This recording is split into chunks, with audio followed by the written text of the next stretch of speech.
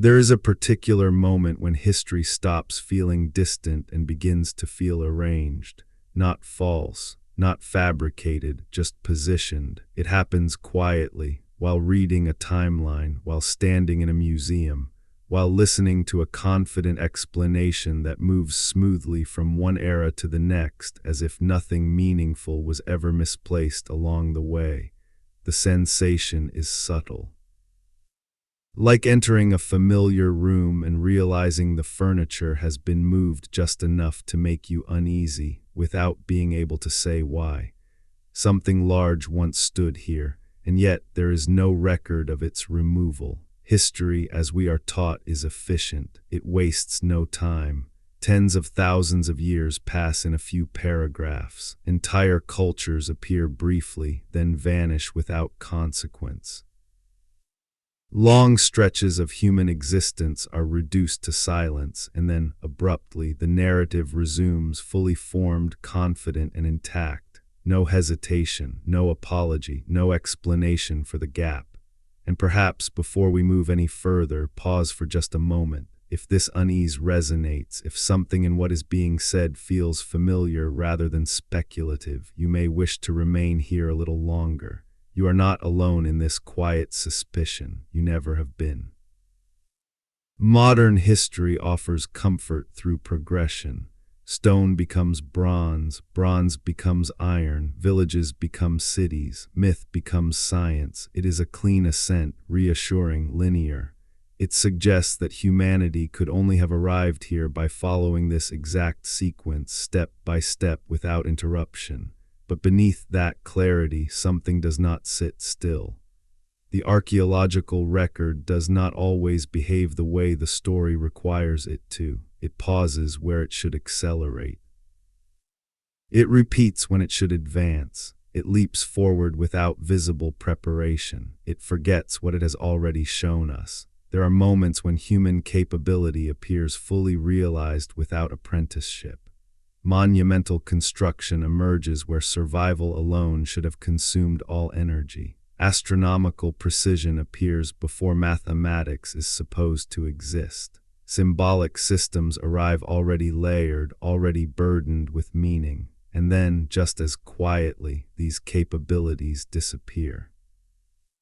The official explanation is always the same. Absence, absence of evidence, absence of preservation, absence of necessity. But absence becomes suspicious when it develops patterns, when the same kinds of gaps appear across continents, when cultures isolated by oceans describe similar destructions, when myths separated by millennia remember the same endings. What remains is not proof but texture. The feeling that history has been compressed, folded, forced into a binding too small to contain it. Pages missing, yet the spine remains intact, convincing most readers that nothing is wrong. Geological erasure is slow. It leaves signatures, floods deposit layers, ice retreats and advances in measurable rhythms. Earth remembers even when it destroys. Cultural erasure is quieter. It happens when narratives are simplified, when complexity is treated as a threat rather than an invitation, when timelines are standardized for education, governance, and belief. Not through conspiracy, but through preference. Throughout history, there have always been observers who noticed this discomfort. Not mystics, not fantasists, but trained scholars, geologists unsettled by abrupt transitions, archaeologists troubled by craftsmanship without lineage, linguists confused by sudden symbolic leaps. Their questions were rarely answered directly. More often they were absorbed, softened, redirected, not because they were dangerous, but because they were destabilizing. They introduced uncertainty where institutions prefer continuity. The idea that human civilization may have risen and collapsed multiple times is not new. It has surfaced, vanished, and resurfaced in academic discourse for more than a century. Each time it encounters the same resistance, not because it is conclusively disproven, but because of what it implies. It suggests that progress is not guaranteed, that knowledge can be lost, That forgetting may be as fundamental to humanity as invention. If civilizations existed before ours, whether 3, 7, or many more, the number matters less than the pattern. Collapse would not be an exception, it would be a rhythm. Humanity would not stand at the end of a line, but somewhere in the middle of a cycle whose beginning and end are equally obscured. And perhaps that is why the record feels so carefully managed, not to deceive but to protect, to preserve the belief that this time is different, that this ascent will be permanent. That forgetting is something that happened to others long ago under different skies. Yet the silence between ages remains heavy, patient, unexplained. History does not scream when it is incomplete, it whispers, and it waits for someone to notice the outline of what is missing. The more carefully one looks at the long arc of humanity, the more the timeline begins to resemble a shoreline after a storm, smooth in places, violently interrupted in others, long stretches where nothing is visible at all. Deep time is vast beyond intuition. Geological ages stretch across millions of years marked by extinctions, reversals, and transformations that leave undeniable scars in stone. Against this immensity, recorded human history is barely a surface scratch. A few thousand years of writing, a few centuries of industrial memory, and before that, a sudden drop into obscurity. According to the accepted model, modern humans spent tens of thousands of years as scattered hunter-gatherers, living lightly on the land, leaving behind little more than tools and bones. Civilization, we are told, was a late and fragile invention, a fortunate accident born from agriculture and climatic stability. Yet this explanation rests on a strangely delicate assumption. That complexity requires time, but leaves almost no trace while it develops. When complexity finally appears, it does so without hesitation. Large-scale construction, shared cosmology, mathematical awareness of celestial cycles, ritual systems embedded with meaning, these do not look like first attempts, they look practiced, rehearsed, as though humanity had done this before. The discomfort deepens when repetition is noticed. Early civilizations across continents share similar preoccupations: alignment with the sky, reverence for ancestors, fear of floods, myths of destruction followed by renewal. These similarities are often dismissed as universal psychology, but universality can also be inheritance, shared memory compressed into story. Geology does not forget easily. Ice cores preserve atmospheres older than any city. Sediments record floods, droughts, and abrupt climate shifts with meticulous honesty. And these records reveal moments of violent disruption, periods when climate changed not gradually but suddenly, when ecosystems collapsed, when survival itself was renegotiated. What remains unclear is what happened to knowledge during these moments. Tools can be remade, populations can recover, but complex systems, language, engineering traditions, symbolic frameworks require continuity. Interrupt continuity, and even advanced cultures can dissolve within generations. Here, the official narrative grows cautious. Catastrophe is acknowledged, but its consequences are minimized. Knowledge, it insists, always survived somewhere, always passed on, always rebuilt upward. History itself contradicts this. Libraries burned, languages vanished, techniques forgotten so completely that later societies could only marvel at their results. The silence between prehistoric cultures may not represent emptiness. It may represent erasure, not intentional, but thorough. A convergence of disaster, fragmentation, and memory decay. Survivors rebuild with fragments. Over time, fragments become myth. Myth becomes tradition. Tradition becomes authority, and authority prefers certainty. This may explain why ancient texts so often speak of ancestors who lived impossibly long lives, of gods who taught skills already perfected, of golden ages that ended not in moral failure but in fire, water, or darkness. These are not naive fantasies, they are echoes of loss. Compressed memories filtered through generations who no longer understood what had been taken from them. If humanity has restarted before, then the present moment is less exceptional than it feels. Confidence has likely appeared before, so has certainty. So has the belief that collapse belongs to others, and if forgetting is as fundamental as remembering, then the greatest danger may not be destruction, but confidence. Because forgetting does not arrive as catastrophe, it arrives as comfort. And this is where the story truly begins. If civilization has fallen before, it did not fall the way we imagine endings. There were no final speeches, no universal awareness, no moment where humanity collectively realized it was standing at the edge of something irreversible. Collapse in deep time does not arrive as apocalypse, it arrives as interruption. Trade routes weaken, seasons grow unreliable. Knowledge that once moved easily between generations becomes localized, then fragmented. Techniques survive without explanation. Ritual outlives reason. Memory thins unevenly, not all at once. What disappears first is not stone but context. The past does not vanish in a single event, it fractures, and once fractured, it cannot be reassembled without distortion. This is where catastrophe enters the record, not as legend but as geology. The earth does not move according to narrative needs. It responds to forces older than human memory. Ice sheets advance and retreat. Oceans rise and fall. Atmospheric circulation reorganizes itself without regard for settlements, borders, or belief. There are moments in the geological record where stability breaks suddenly. Not gradually, not predictably, but violently enough to force adaptation faster than culture can respond. One such moment arrives near the end of the last ice age. For thousands of years, the planet had been warming, ice retreated, sea levels rose, ecosystems reorganized.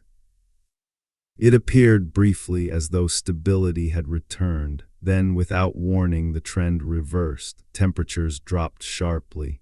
In some regions within a single generation, forests gave way to tundra, rain patterns collapsed, large animals vanished at a speed that defies slow explanation. Human populations did not disappear, but they were compressed, forced inward, forced together, forced to survive under conditions that punished specialization and rewarded adaptability. This period does not announce itself loudly in the archaeological record. That absence is often taken as proof that little was lost, but absence is exactly what one would expect if loss was thorough. Coastal settlements would have been submerged, river systems rerouted, migration corridors erased. Knowledge tied to stable environments would have become suddenly irrelevant. What survives such moments is not innovation, it is memory stripped to function.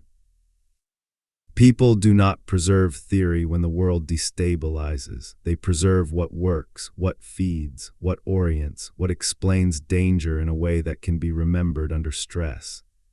This is how catastrophe transforms knowledge, not by destroying it entirely, but by compressing it.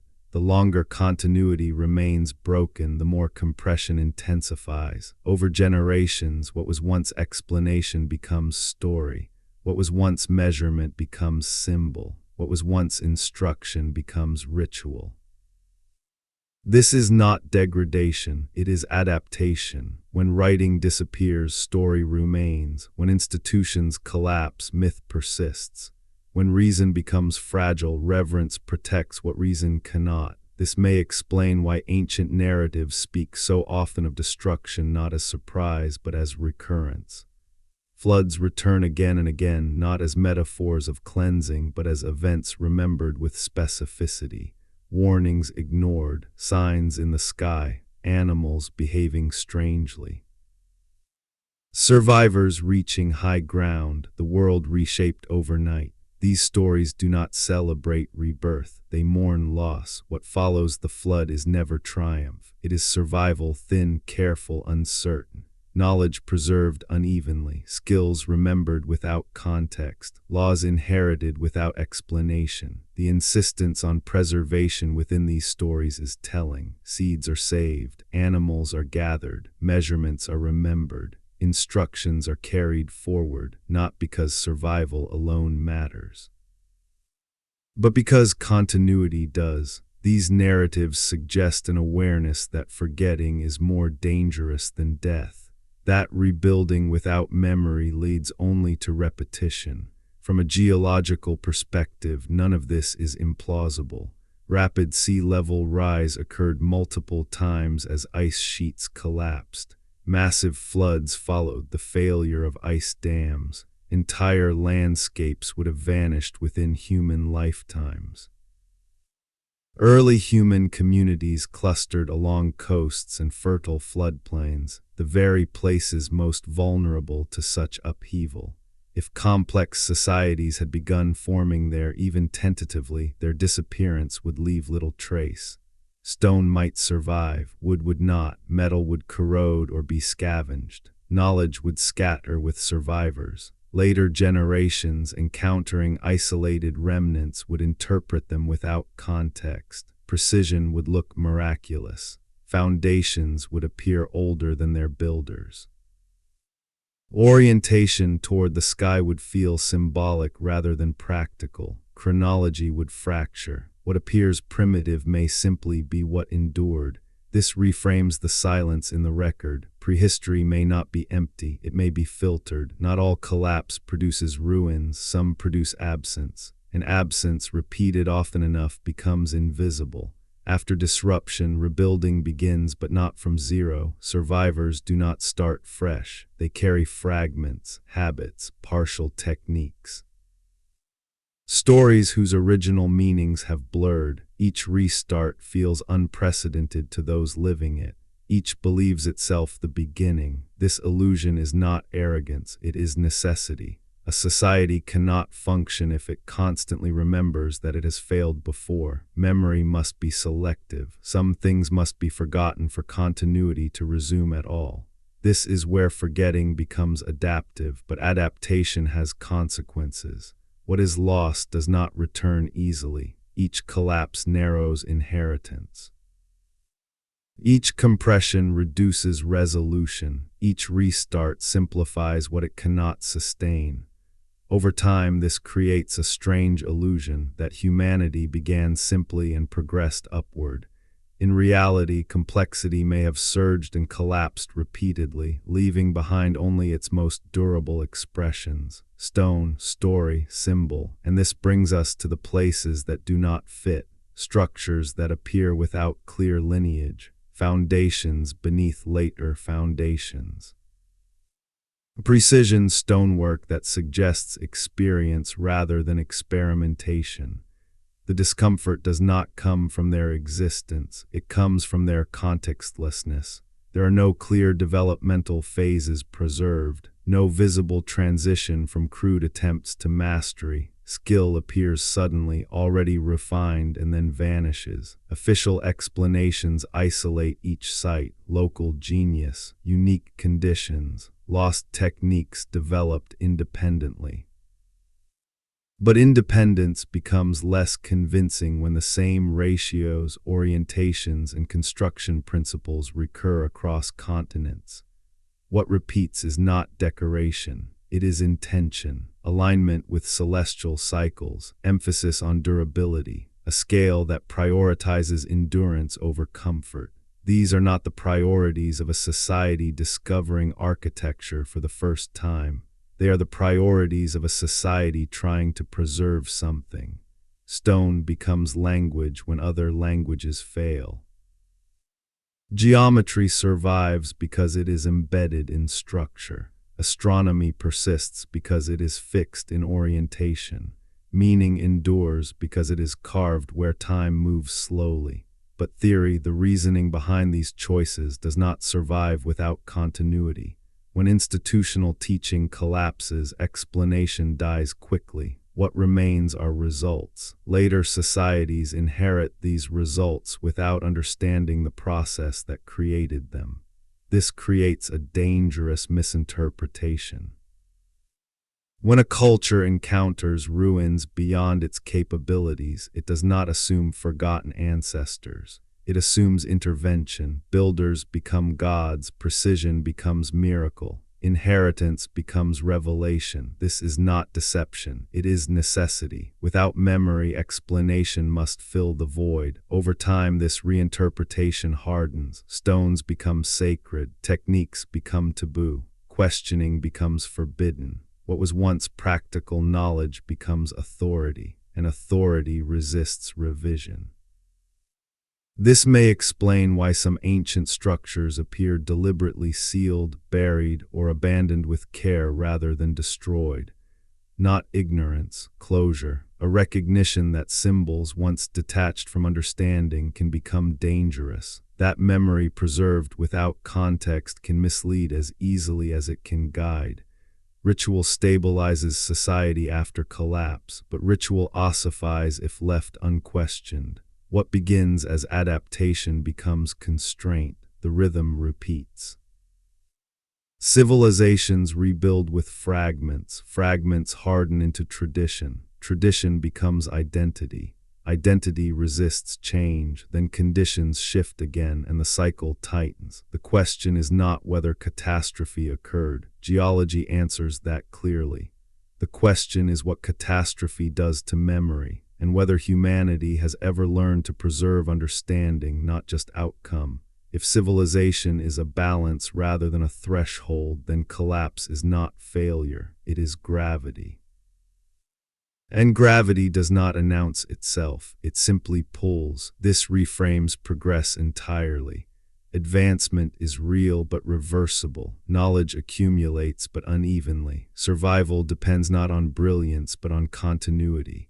If continuity breaks often enough, brilliance becomes irrelevant. This may be the quiet lesson encoded in humanity's oldest warnings. Not that destruction will come, but that forgetting will. And forgetting arrives not with violence, but with confidence. When the world feels stable, memory feels unnecessary. When systems function, redundancy feels inefficient. When progress accelerates, preservation feels like nostalgia. These are the moments when civilization becomes most vulnerable, not at its weakest, but at its most assured. If earlier societies stood at similar thresholds, believing themselves secure, advanced, permanent, then their collapse would not have felt inevitable. It would have felt impossible. And that is where the present becomes uncomfortable, because the pattern does not accuse, it does not threaten, it only repeats. The question is not whether humanity has crossed this threshold before. It is whether we recognize the signs while standing on it again, and whether recognition itself can alter the shape of what comes next. There are moments in the archaeological record where the timeline does not merely bend, it reverses, not subtly, not gradually, but decisively enough to force the question no one wants to ask. What if the sequence is wrong? What if survival did not come first? What if settlement did not precede symbolism? What if meaning was not the reward of stability, but its prerequisite? There is a place where this inversion becomes impossible to ignore, not because it is vast, not because it is ornate, but because it exists where it should not. Stones arranged with intention long before the story says intention should have existed. Labor coordinated before hierarchy was supposed to be possible. Symbolism carved into rock before agriculture was meant to sustain it. No cities surround it, no homes cluster nearby. No evidence of permanent domestic life explains its construction, and yet it stands. This is where certainty fractures. According to the traditional model, civilization unfolds predictably. People settle, surplus accumulates, social hierarchy forms, then only then do monuments appear. Ritual, art, and cosmology emerge as byproducts of stability, but here the order is inverted. The ritual center comes first. The gathering precedes settlement. Meaning appears before material necessity demands it. This is not a small contradiction. It destabilizes the foundation of the entire narrative, because a society does not invest immense collective labor into stone unless it believes something must endure. These structures do not feed, they do not shelter efficiently. They do not defend territory, they witness. They mark something that mattered enough to outlast comfort. The stones do not suggest experimentation, they suggest confidence, not the confidence of conquest, but the confidence of memory, of having done this before. Symbols repeat, motifs recur. Animals appear not as decoration, but as language. They surround the human figure, which is often absent or diminished. The message is not dominion, it is negotiation. An acknowledgement of forces larger than human intention, forces that must be remembered, respected, aligned with. This does not resemble a beginning, it resembles a response. If catastrophe preceded this construction, the choice to build meaning before settlement becomes coherent. When continuity has been broken, survival alone is insufficient. Bodies can be fed without rebuilding identity, but without shared meaning, coordination collapses. Ritual becomes infrastructure. It holds groups together when explanation fails. It stabilizes behavior when the world proves unpredictable. It encodes rules for living within forces that cannot be controlled. In this light, early monumental construction is not the birth of civilization. It is its reassembly. This reframing changes everything that follows. Agriculture, traditionally seen as the catalyst for civilization, may have been the consequence instead. Sustaining a shared symbolic center requires predictability. Predictability demands control over food. Farming becomes a response to ritual, not its cause. Civilization does not emerge because people learn to grow grain. People grow grain because civilization demanded continuity. This inversion feels uncomfortable because it places psychology before economy, meaning before materialism, memory before necessity. It suggests that humans organize first around shared belief, then reshape the environment to support it. And if those beliefs were inherited, fragmentary memories of a world that collapsed, then early civilization is not invention. It is recovery. This also reframes the deliberate burial of certain ancient structures. These sites were not abandoned casually. They were sealed, covered, protected. This act does not suggest ignorance of value. It suggests reverence or fear. Why bury a memory? Perhaps because memory without context becomes dangerous. Symbols, once detached from understanding, can harden into authority.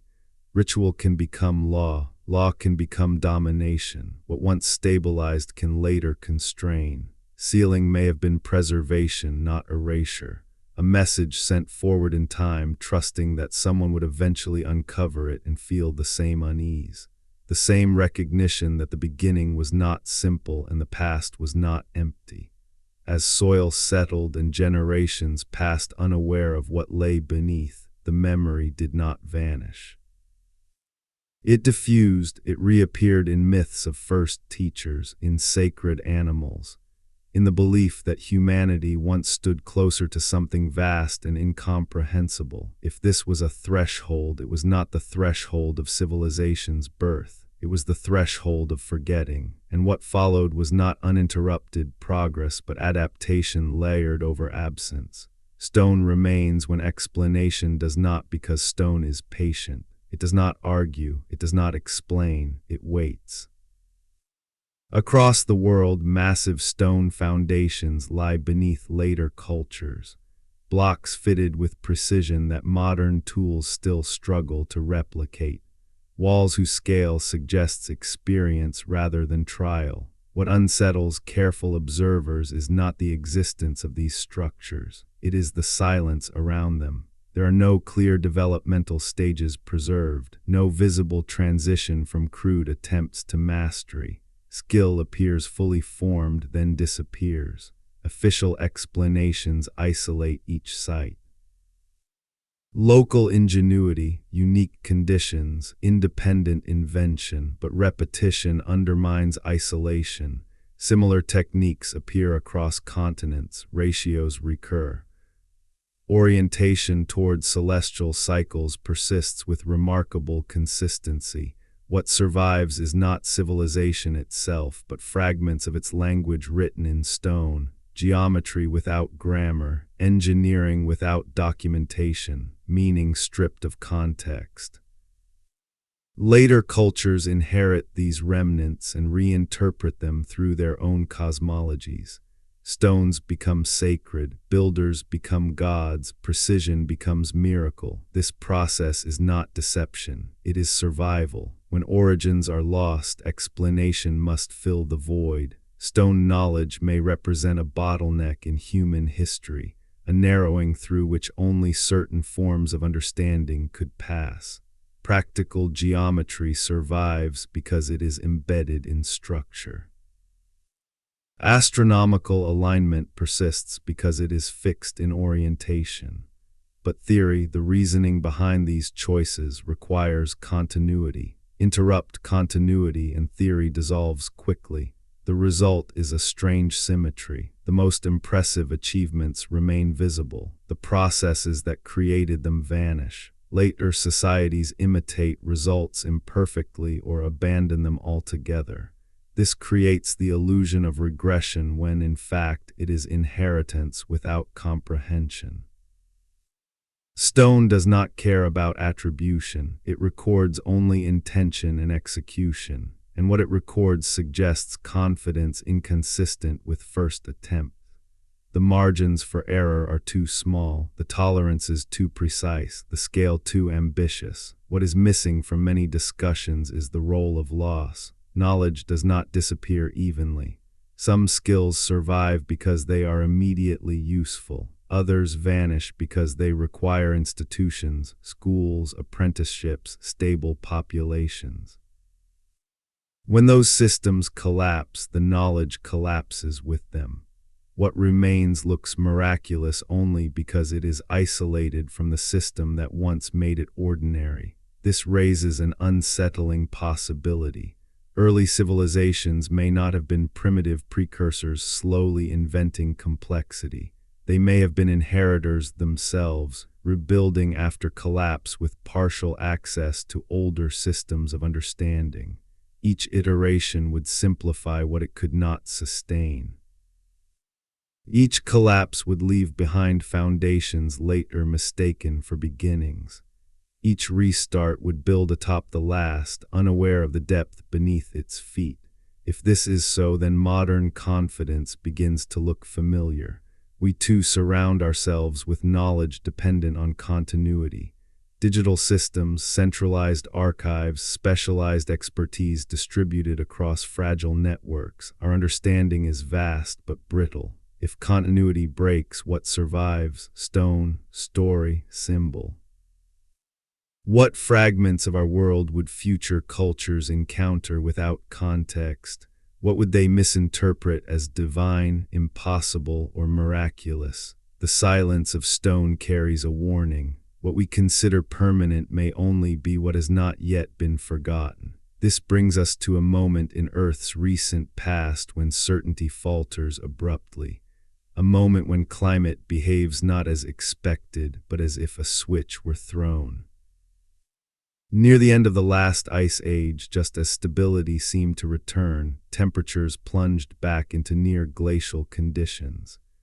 This reversal unfolded not over centuries, but within decades. Forests retreated, grasslands dried, large animals vanished with unnatural speed. Human populations survived, but under compression. According to standard accounts, there was little to lose. Humanity was still largely nomadic, social structures were simple, knowledge minimal. Yet this assumption rests again on absence. If early societies had begun forming complex networks along coasts and rivers, the most vulnerable zones, rising seas would erase them almost entirely. What survives from this period is not clear collapse but interruption. Tool traditions change abruptly. Settlement patterns vanish and reappear elsewhere. Symbolic motifs persist despite material simplification. It is as if something broke, and what followed was reconstruction rather than progression. What is most provocative is what appears immediately afterward: unexpected complexity, monumental construction, coordinated labor, ritual centers implying shared cosmology rather than mere survival. These do not resemble invention from nothing. They resemble response. Trauma forces consolidation. Knowledge becomes sacred. Memory is guarded. Ritual replaces explanation as a stabilizing force. Civilization emerges not because conditions improved, but because meaning was needed. Catastrophe does not wipe humanity clean. It filters. Only certain forms of knowledge survive. Practical skills endure. Abstract systems fracture. What remains is enough to rebuild, but not enough to remember fully. The reluctance to frame this period as a civilizational reset stems from discomfort with scale. It is easier to imagine environmental stress affecting small groups than to accept that entire knowledge networks could dissolve without obvious ruins. Yet history offers repeated examples of such loss, even in recent times. What complicates the picture further is that catastrophe was not uniform. Some regions faced drought, others flooding, some cold, others instability. This would produce not one global collapse, but many overlapping regional ones. Memory would converge into myth, stripped of geography, heavy with meaning. The idea that humanity experienced a reset does not require advanced technology or global empires. It requires only continuity fragile enough to break and memory resilient enough to survive in altered form. Seen this way, the sudden appearance of complexity is not mysterious. It is recovery, not invention, but recollection without clarity. The climate did not erase humanity, it reshaped it, and in doing so it may have erased entire chapters of human experience, leaving behind only indirect traces, patterns that feel out of place because their context is gone. What lingers is not evidence strong enough to conclude, but strong enough to question. If the planet itself can change faster than memory adapts, then no civilization is immune. Stability becomes an interval, not a default, and the unease returns. If one such reset occurred within the reach of science, how many others lie beyond it? And if humanity rebuilt once from fragments it barely understood, how confident can we be that the knowledge we carry today will survive the next interruption? Stone waits, so does silence, and somewhere between them the pattern continues. When memory fractures, it does not disappear evenly, it flows. Across cultures separated by oceans and eras, destruction returns not as fire or famine, but as water, rising, relentless, unconcerned with borders or belief. Floods erase hierarchies, flatten landscapes, and leave survivors standing on unfamiliar ground, unsure of what deserves to endure. What unsettles careful readers of ancient accounts is not the presence of flood stories. It is their consistency. These narratives are not vague metaphors of cleansing. They are precise. They describe warnings in the sky, animals behaving strangely, elders dismissed, preparations made too late, boats built under ridicule, mountains emerging from receding waters, a world made unrecognizable overnight. What follows is never triumph, it is grief. A sense that something irreplaceable has slipped beyond recall. In some versions, the flood is punishment, in others, accident, in a few, inevitability, but all imply the same truth. The destruction was not total, something survived, someone remembered, and what survived was not power, it was continuity. Seeds, animals, measurements, rules. The insistence on preservation is not incidental. It suggests prior loss and awareness that forgetting is more dangerous than death. From a geological perspective, these memories are not implausible. The end of the last ice age was not gentle. It was punctuated by episodes of rapid sea level rise, sudden meltwater pulses, collapsing ice dams, and catastrophic regional flooding. Entire coastlines vanished within generations. River systems were remade. Low-lying settlements were erased without leaving scars obvious to later builders. Floods do not burn libraries, they dissolve them. They leave no charred ruins, no collapsed walls. They scatter debris, bury structures under sediment, and remove context so completely that later observers mistake absence for primitiveness. If early human societies clustered where water was life, along coasts, deltas, and fertile floodplains, then water would also have been their eraser. What survives such events is not documentation. It is impression. This is where myth changes role. In stable times, myth is ornament. In unstable times, myth is storage. When writing fails, story remains. When explanation collapses, symbol persists. When instruction becomes too complex to preserve, ritual survives because it works. Myth is not fantasy. It is emergency memory. It carries not detail but direction.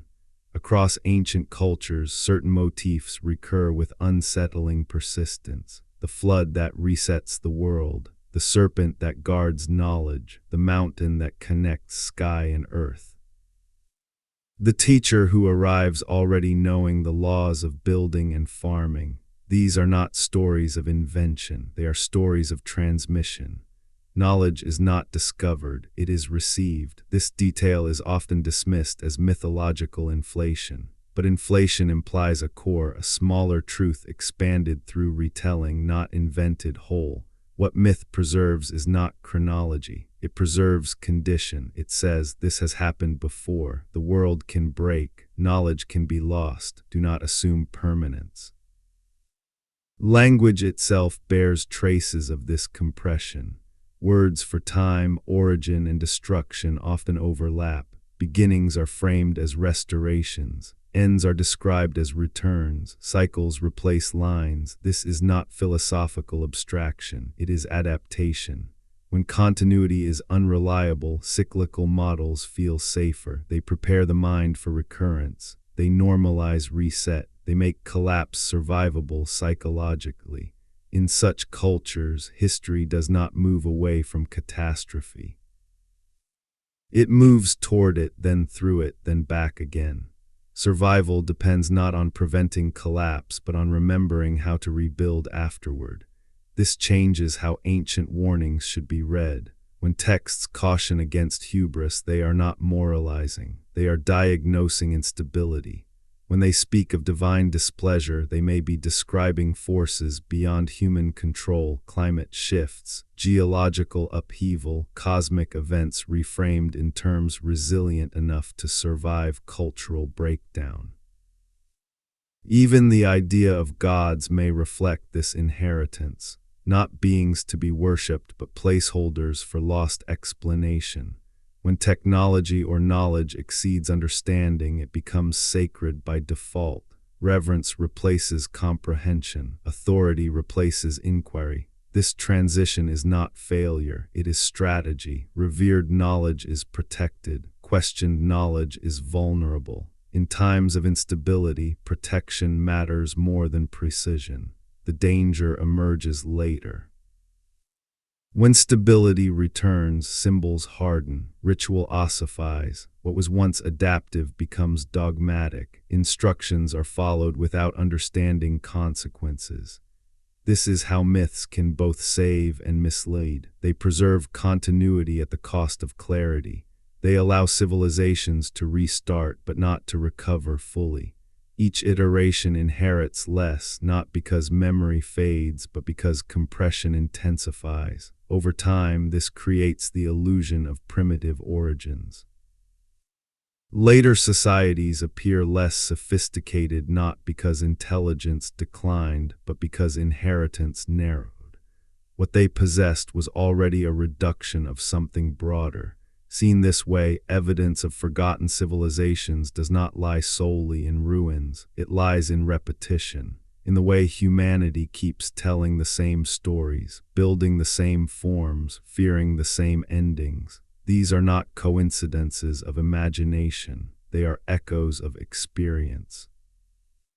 The number often associated with these cycles does not matter as count, it matters as symbol. It represents completeness, recurrence, and reset, not how many times the world ended, but that it has ended enough times to require structure. Modern scholarship often strips myth of this role. It treats stories as embellishment rather than survival technology. In doing so, it risks misunderstanding what ancient people were trying to protect. Myths were not designed to entertain. They were designed to endure. A precise account burns with the library. A symbol survives in a song. This is why flood stories persist while names vanish, why warnings endure while dates dissolve. If earlier civilizations recognized that collapse was recurrent, they may have chosen to encode that recognition obliquely.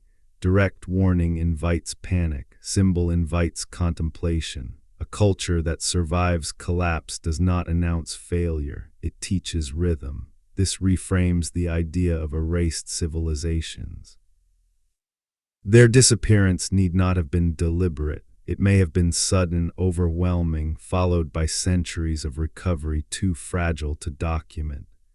Each flood resets the human story, not to zero but to lower resolution. Fewer details, less certainty, more myth. What is unsettling is how easily modern society dismisses these warnings.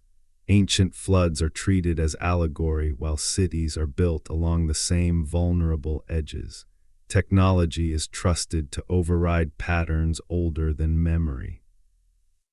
This time will be different. Every civilization believes this. Yet the stories persist, not demanding belief but attention. They ask whether humanity's greatest vulnerability is not destruction but amnesia. As waters recede in ancient memory, the land that emerges is never the same. Those who step onto it carry quiet knowledge that what was lost will never be fully recovered, and that what comes next will believe itself new. When floods withdraw, what remains is stone.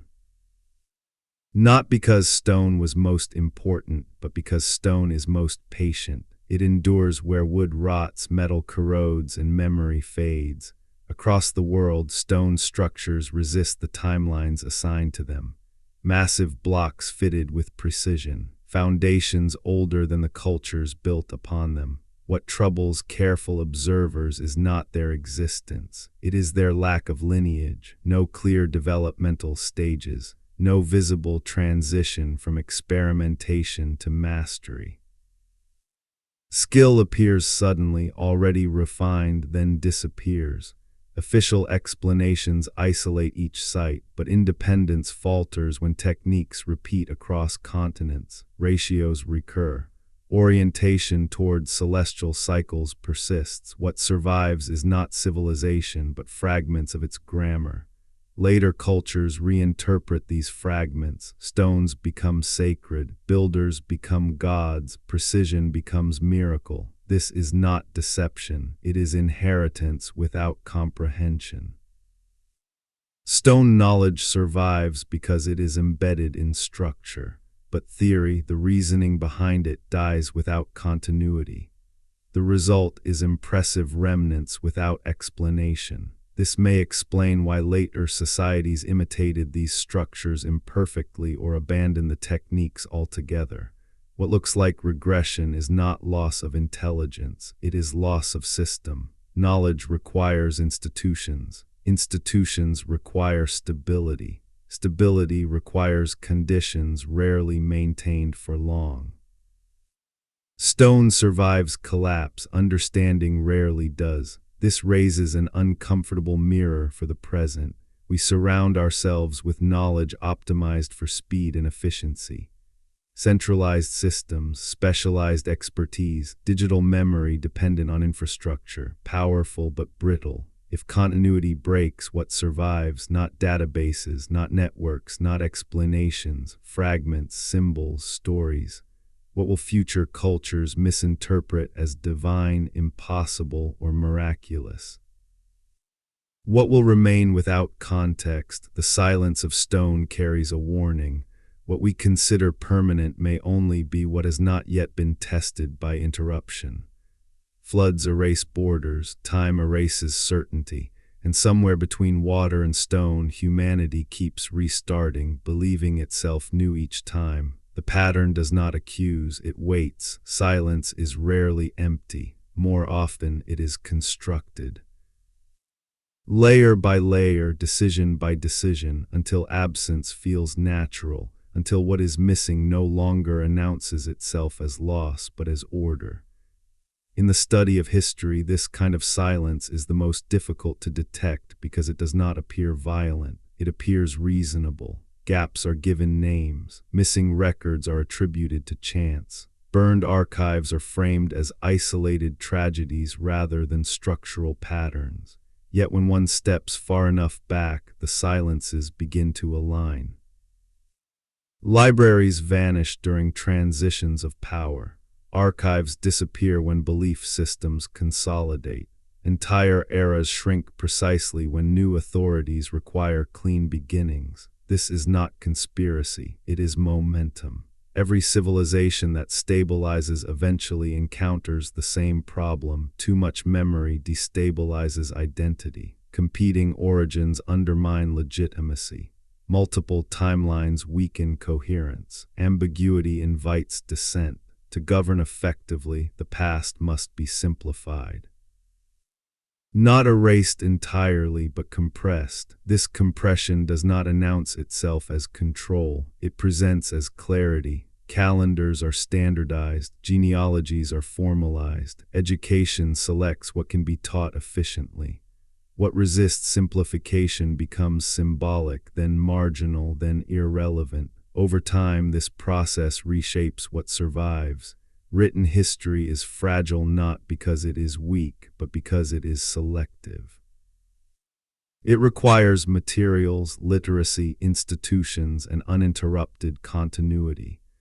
Remove any one of these and entire civilizations can vanish within a few generations. What remains are echoes, citations without sources, traditions without context, rituals without explanation.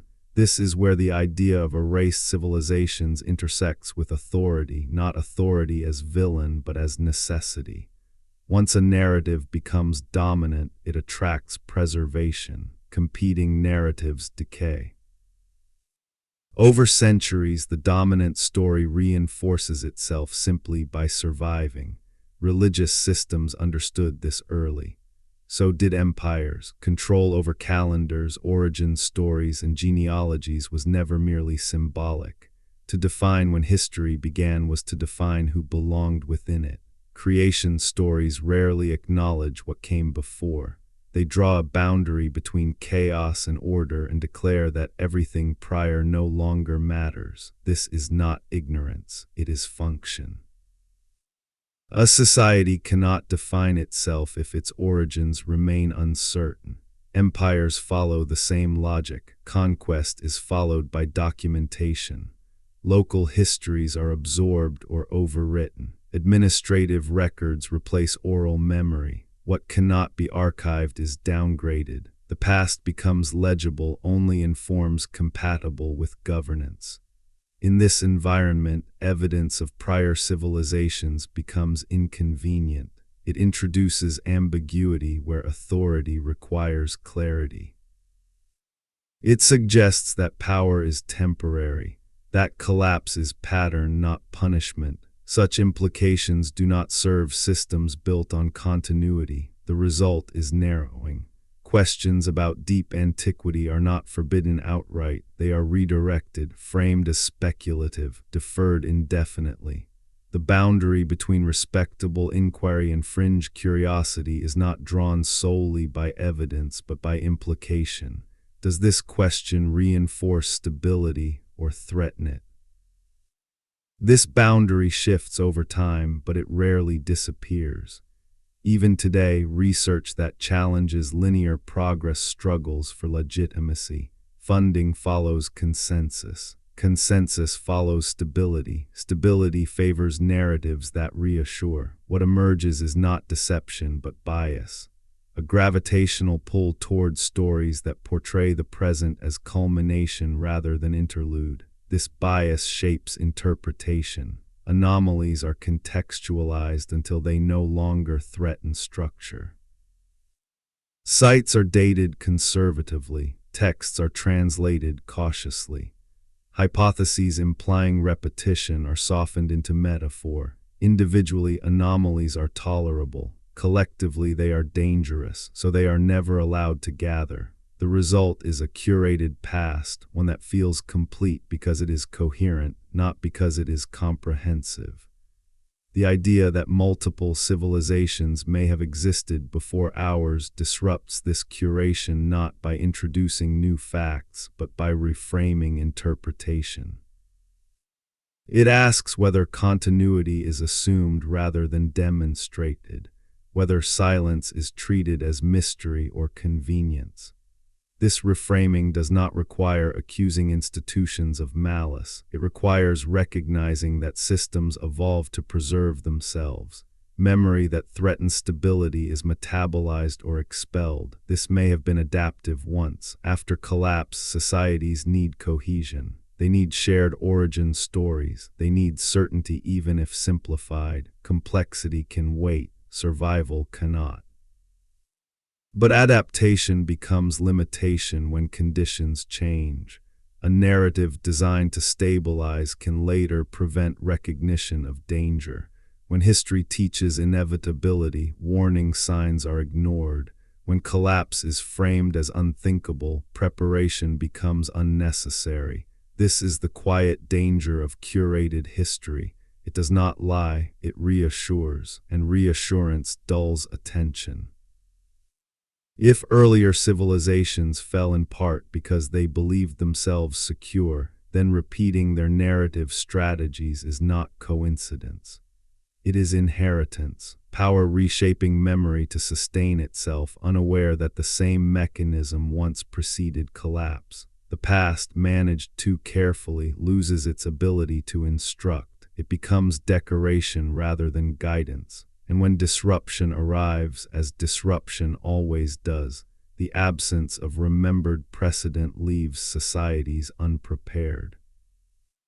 The question then is not who erased the past. It is why erasure or compression was easier than preservation. Why forgetting became adaptive. Perhaps forgetting is not failure but mechanism. A way to continue without being crushed by the weight of previous collapse. A way to rebuild without confronting the full cost of what was lost. But mechanisms have consequences. They shape identity. They limit imagination. They make repetition possible. The silence in the record is not empty. It is dense with decisions. Decisions about what could be carried forward and what could not. Somewhere within that silence lies the outline of civilizations that did not fail completely, but faded just enough for their lessons to become dangerous again. The past does not accuse, it waits. When written records fracture and monuments stand without voices, memory finds other vessels. It changes shape, it travels lightly, it abandons precision. Myth, once again, becomes refuge.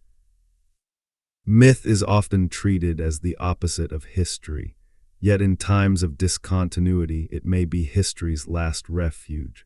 When literacy disappears, story remains. When institutions fall, ritual persists. When explanation becomes too costly, symbol survives. Myth is not fantasy, it is memory adapted to catastrophe. This is why ancient stories feel overburdened. Gods behave like teachers. Ancestors arrive already knowing the laws of farming and building. Heroes inherit knowledge rather than discover it. These are not narratives of invention, they are narratives of transmission. What is passed on is never the full system. It is the outline, the rule without the proof, the practice without the principle. Myth preserves function long after understanding dissolves. This is why myths often appear illogical when read literally. They were never meant to be literal. They are mnemonic devices, compressed packets of instruction wrapped in story, emotion, and symbol. Their purpose is not to explain the past. It is to keep something essential alive when explanation itself cannot survive. This is why certain symbols recur across civilizations. The flood that resets the world, the serpent guarding knowledge, the mountain bridging sky and earth, the lawgiver who arrives from elsewhere and leaves instructions behind. These motifs appear too consistently to be coincidence. They encode not an event, but a condition, a world that has broken before. Knowledge that was lost once and must not be lost again. Language reflects this compression. Words for beginning and destruction blur. Ends become returns. Time becomes cyclical. This is not abstraction. It is preparation. Cultures that expect recurrence survive differently than those that expect permanence. In such cultures, history does not move away from catastrophe. It moves toward it, then through it, then back again. Survival depends not on preventing collapse, but on remembering how to rebuild. This perspective alters how ancient warnings should be read. When texts caution against hubris, they are not moral tales, they are system diagnostics. When gods punish excess, they are not jealous, they are placeholders for limits exceeded. Even the concept of divinity may reflect lost explanation. When knowledge exceeds understanding, it becomes sacred. Reverence protects what reason cannot. This is not failure. It is strategy. The danger emerges when stability returns. Symbols harden, ritual ossifies. What was once adaptive becomes dogma. Memory preserved without context becomes misuse. Instructions followed without understanding consequences. This is how myths save and mislead simultaneously. They allow civilizations to restart but not to recover fully. Each compression loses resolution. Each restart inherits less. Over time, this creates the illusion of primitive origins. Later societies appear less sophisticated not because intelligence declined, but because inheritance narrowed. Seen this way, the evidence of forgotten civilizations does not lie solely in ruins. It lies in repetition, in the way humanity keeps telling the same stories, building the same forms, fearing the same endings. These are not coincidences, they are echoes. The number associated with these cycles matters less as count than as container. It represents completeness, recurrence, and reset. Not how many times collapse occurred, but that it occurred enough times to require structure. Modern thought often dismisses this as superstition, but symbols do not survive because they are false. They survive because they are resilient. A precise account burns, a symbol endures. If earlier civilizations recognized collapse as recurrent, they may have encoded that recognition obliquely. Direct warning invites fear. Symbol invites contemplation. A culture that survives collapse does not announce failure. It teaches rhythm, and so the question quietly shifts. It is no longer whether civilizations were erased. It is whether forgetting itself is the mechanism by which humanity continues at all, and whether recognizing that mechanism changes anything before it repeats again.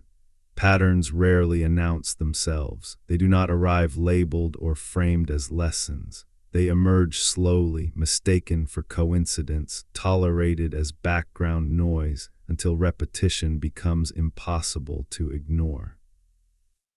When civilizations are viewed as isolated achievements, each rise feels unique. Each collapse appears circumstantial.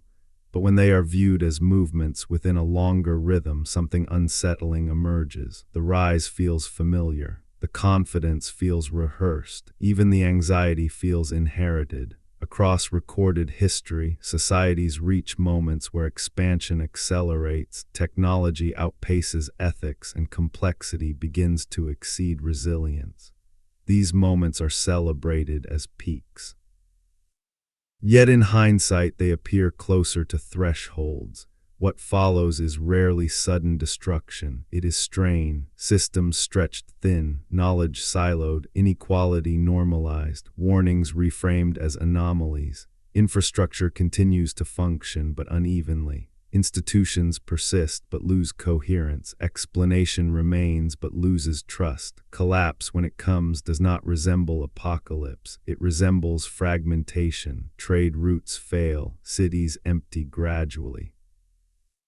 Administrative language dissolves. Knowledge requiring coordination disappears first. What survives are local practices, stories, fragments of law, enough to endure but not enough to rebuild what was lost. This pattern is visible even within recorded history. Empires do not fall from ignorance. They fall from overextension, rigidity, and the assumption that what has worked will continue to work. If this dynamic repeats across deeper time, then evidence of multiple civilizations would not appear as neat, separated layers. It would appear as echoes. Civilizations rising with familiar ambitions, repeating structural mistakes, inheriting myths without recognizing them as warnings. This reframes the idea of 7 civilizations not as a count of worlds, but as stages within a cycle of forgetting and rebuilding. Each iteration begins with humility and memory.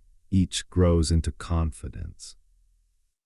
Each drifts toward amnesia. Collapse follows not because of ignorance, but because of certainty.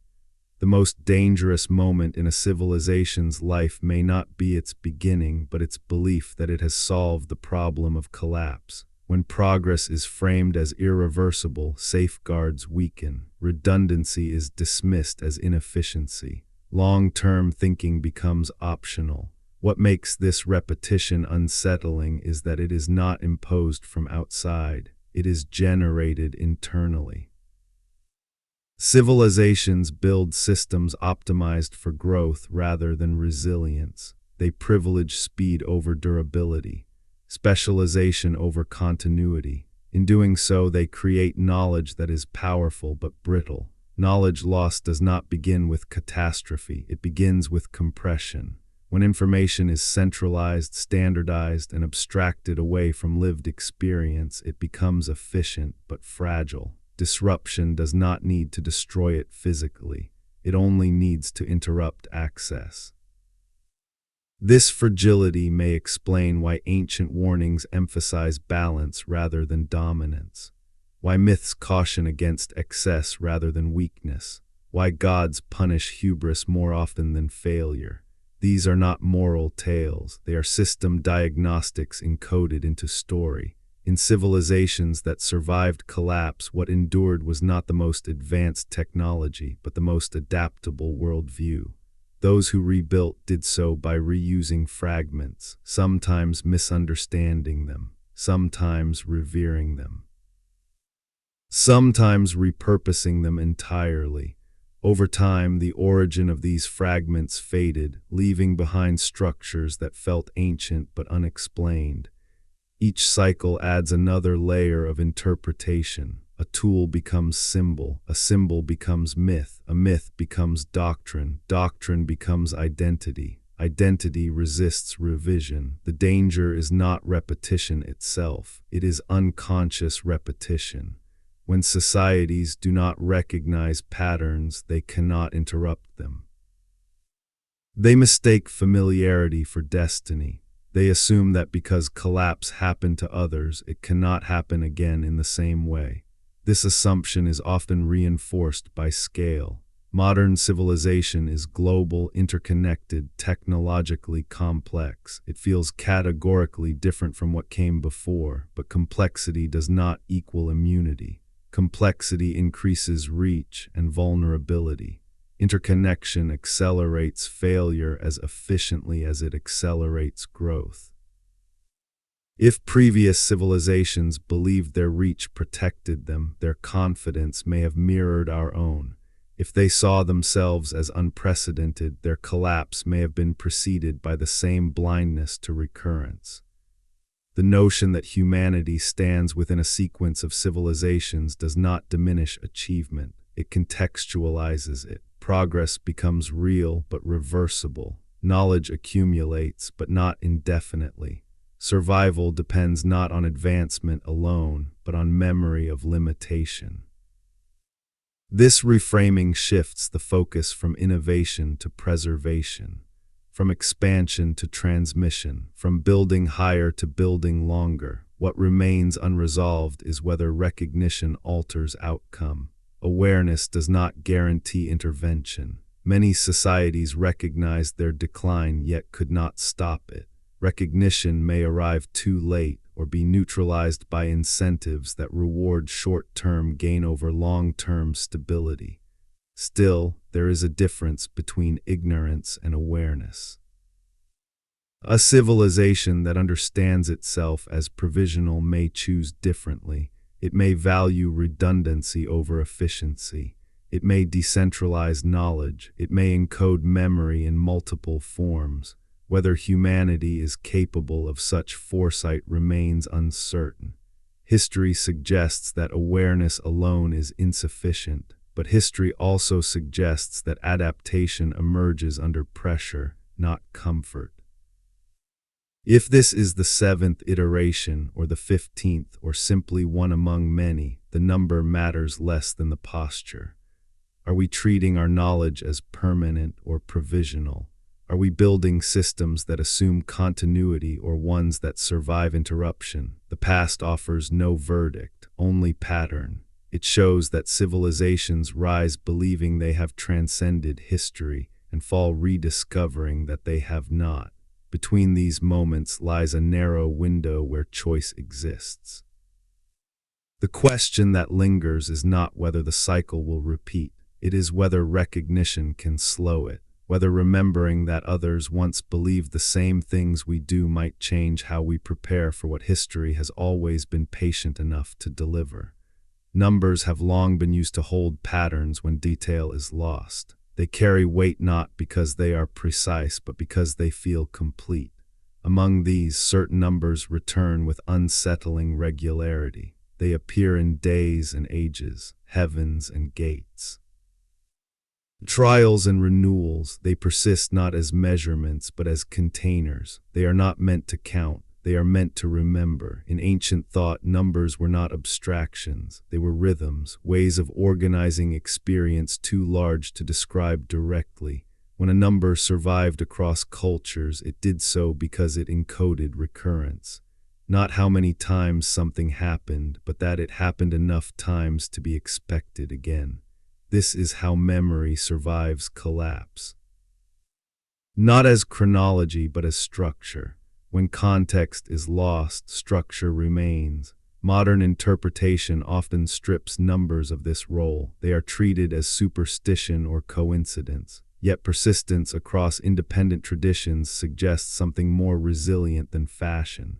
It suggests that certain patterns impressed themselves so deeply on human experience that they became part of how meaning itself was organized. This is not proof, it is resonance. The danger lies in literalism. When symbols are mistaken for records, confusion follows, but dismissing them entirely risks losing what they were designed to preserve. Symbols do not replace history, they survive it. If earlier civilizations recognized collapse as recurrent, they may have chosen to encode that recognition indirectly. Direct warning invites panic, symbol invites contemplation. A culture that survives collapse does not announce failure, it teaches rhythm. This returns us to the present. We possess unprecedented tools of measurement. We track cycles in climate, geology, and astronomy with extraordinary precision. Yet culturally, we remain committed to linearity. We accept recurrence in nature and deny it in civilization. We model feedback loops in ecosystems and resist them in history. The dissonance is subtle but growing. The symbols remain, not demanding belief, but comparison. How many times must something repeat before it becomes pattern rather than accident?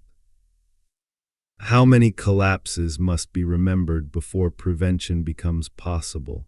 Symbolic systems do not predict the future. They warn of tendencies. They suggest thresholds exist and that crossing them carries consequence. When societies ignore these warnings, it is often because the warning feels abstract, too distant, too mythic to demand action. Yet abstraction is precisely what allows memory to travel across collapse. A precise account burns, a symbol survives in a song.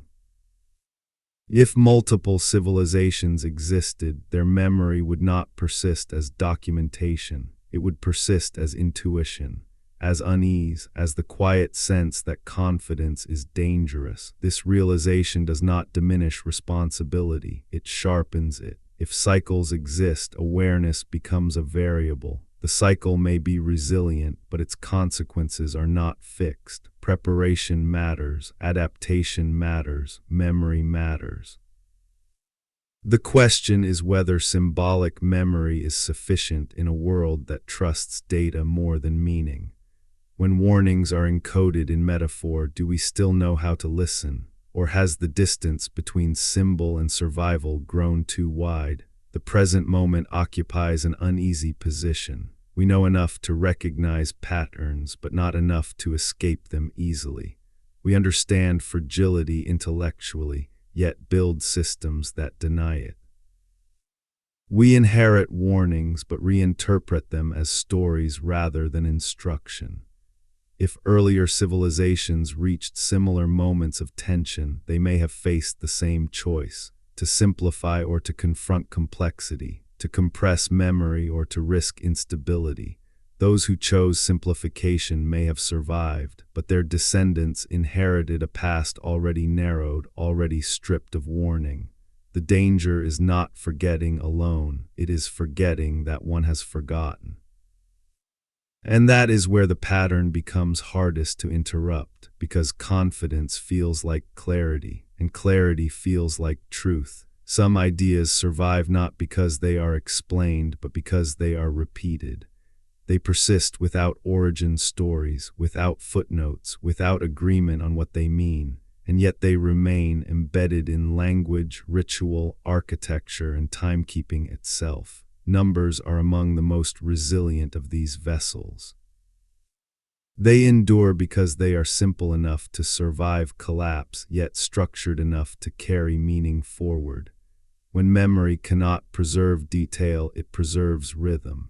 When history fractures, numbers remain to hold the shape of what was lost. Certain numbers return with unsettling regularity. They appear in ages and eras, in trials and renewals, in heavens and gates, in cycles of destruction followed by rest. They are not precise counts, they are containers. In ancient thought, numbers were not abstractions. They were ways of organizing experience too vast, too traumatic, or too repetitive to describe directly. To count was not merely to measure, it was to pattern reality. When a number persists across cultures separated by geography and time, it is rarely because of coincidence. It persists because it proved useful, not mathematically but mnemonically. It could hold something that could not be said plainly. Numbers like these do not announce what they remember, they imply it, they signal recurrence. They say this has happened enough times to be expected again. This is how memory survives when chronology fails, not as record but as structure. If civilizations rose and fell repeatedly, direct accounts would not survive. Archives burn, languages die, context evaporates, but structure travels, a rhythm encoded in days, a pattern embedded in myth, a number repeated until it feels inevitable. The persistence of cyclical numbers suggests not superstition but compression. A way to remember recurrence without specifying when, how, or why. When exact causes are forgotten, pattern remains. This is why ancient cosmologies often care less about beginnings than about balance, less about origin than about return. They are not obsessed with the first moment, but with the rhythm of moments. Creation is rarely singular. It is restorative. Ends are not final. They are thresholds. This worldview does not emerge from optimism. It emerges from experience. A culture that has lived through collapse does not frame history as ascent. It frames it as oscillation. When continuity cannot be trusted, cycles feel safer than lines. Cycles prepare the mind for repetition. They normalize reset. They make loss survivable. In this framework, numbers become anchors. They allow memory to persist without demanding belief. They can be repeated even when meaning thins. Over time, explanation fades. The number remains. Modern interpretation often dismisses this as coincidence or superstition. Yet coincidence loses credibility when recurrence crosses independent traditions.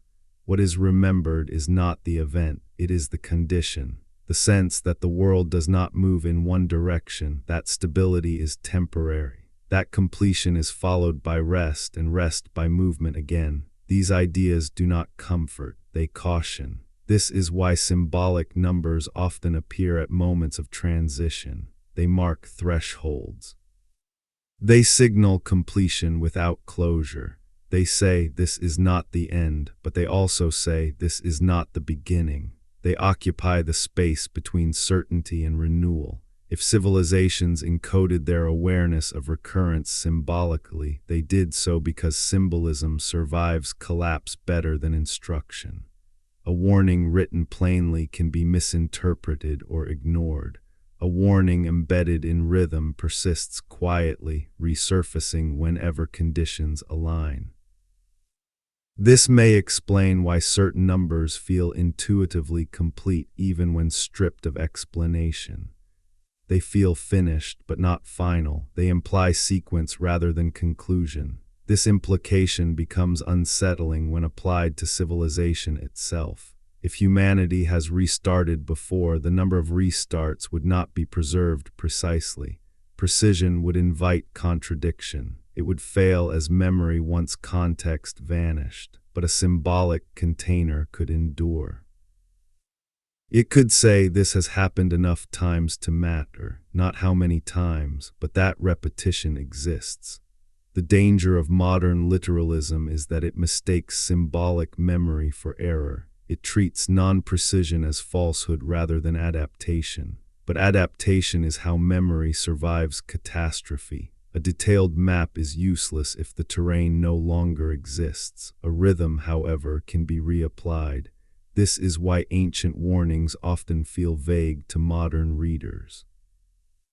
They do not specify dates or mechanisms. They describe tendencies. Excess invites correction. Imbalance provokes response. Forgetting precedes loss. These are not moral claims, they are observations. When societies ignore them, it is often because the warning feels abstract, too symbolic, too distant to demand action. Yet abstraction is what allows memory to travel across collapse. A precise account burns with the library. A symbol survives in a song.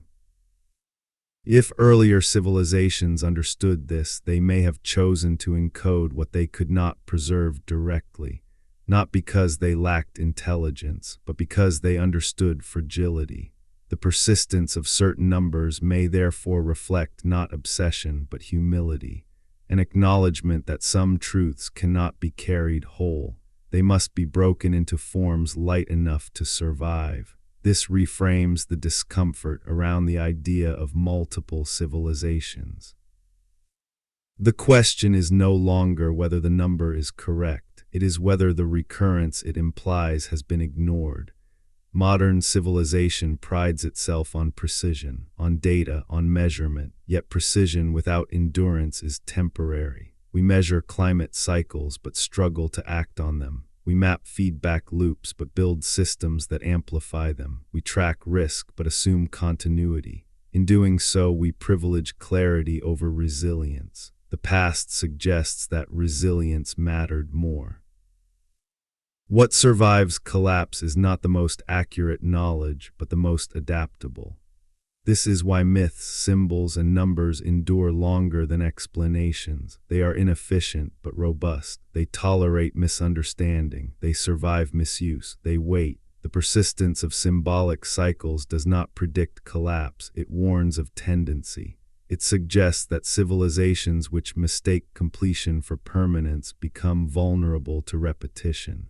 This warning does not demand fear. It demands humility toward pattern, caution toward confidence, willingness to treat the present as provisional rather than final. If earlier civilizations reached similar moments, aware of recurrence but unable to prevent it, they may have chosen to encode awareness rather than solutions. Solutions expire. Awareness can persist. This may be why the past feels unfinished, not because it is hiding answers, but because it is offering orientation. The symbols do not tell us what will happen.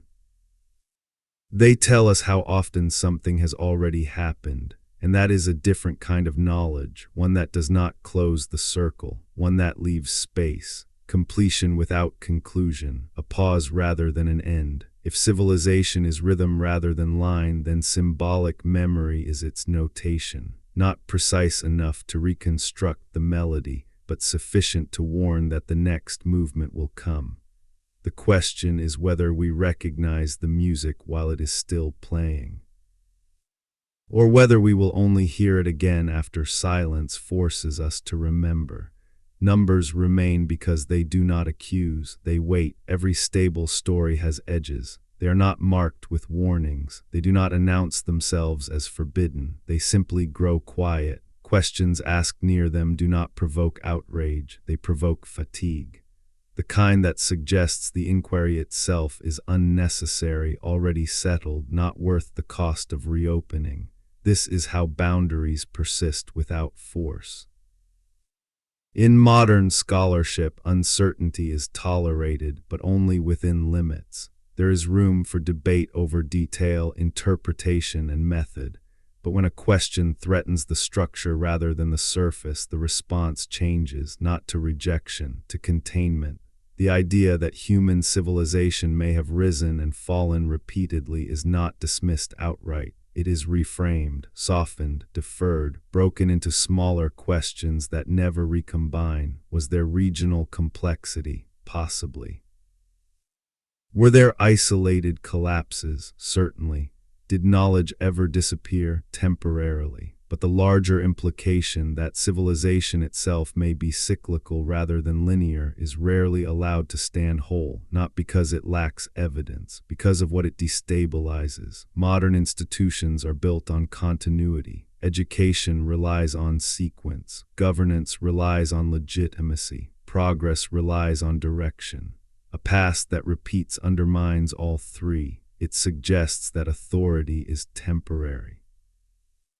That expertise is contingent. That collapse is not failure but phase. Such implications are not neutral. They change how the present is understood. This is why certain questions remain permanently unresolved, not unanswered, unresolved. They circulate without conclusion, appearing in footnotes, conference questions, speculative sections carefully separated from main arguments. They are not forbidden, they are stalled. The cost of pursuing them is not censorship, it is isolation. Funding follows consensus. Consensus follows stability. Stability favors narratives that reassure rather than unsettle. A scholar who asks whether civilization itself may be recurrent is not disproven. They are delayed, asked to narrow scope, encouraged to focus on specifics rather than synthesis. Over time, this shapes inquiry. Doubt survives, but without momentum. Ideas orbit the margins without crossing the center. This is not unique to history.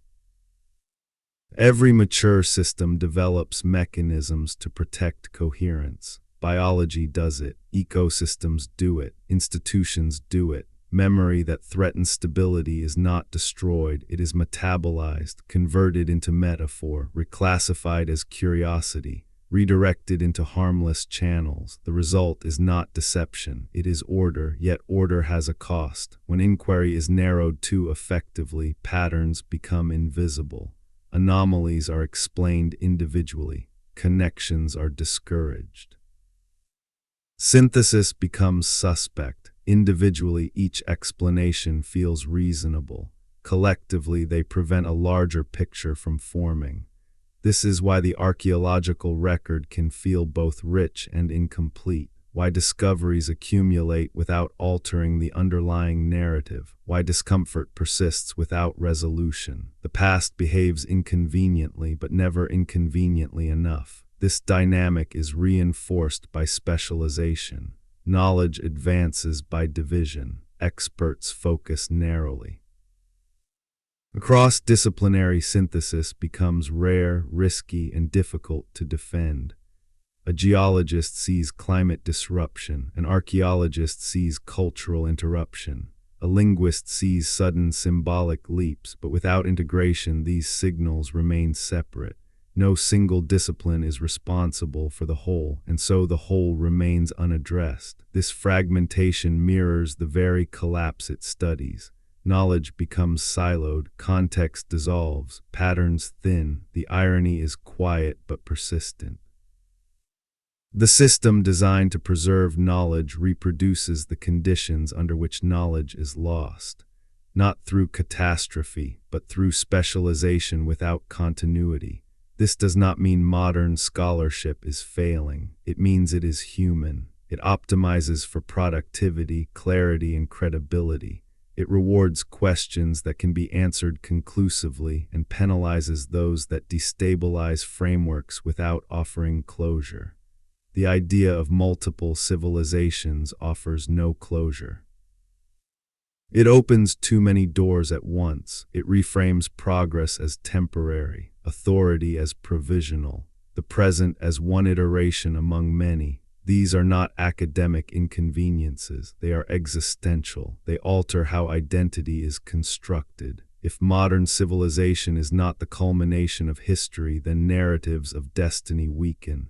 Exceptionalism softens. The assumption that this time is different becomes less secure. This does not mean collapse is inevitable.